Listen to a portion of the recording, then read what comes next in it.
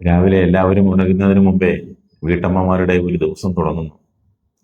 അടുക്കളയിൽ നിന്ന് ആരംഭിച്ച് കുട്ടികളുടെ കാര്യങ്ങൾ, വീട്ടുജോലികൾ, കുടുംബത്തിൻ്റെ ഓരോ ആവശ്യങ്ങളും നിറവേറ്റി വൈകുന്നേരമാകുമ്പോഴേക്കും നിങ്ങൾ തളർന്നിരിക്കും.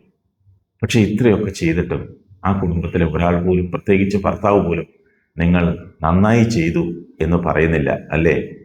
നിങ്ങളുടെ അധ്വാനം ആരും കാണുന്നില്ലെന്ന് തോന്നുന്നുണ്ടോ? ഓർക്കുക, നിങ്ങളുടെ ജോലിയുടെ വില മറ്റുള്ളവരുടെ പ്രശംസ കൊണ്ട് മാത്രമല്ല അളക്കപ്പെടുന്നത്.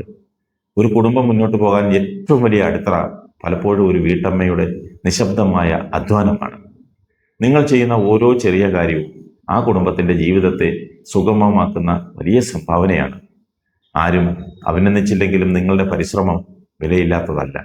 സ്വയം ബഹുമാനിക്കുക.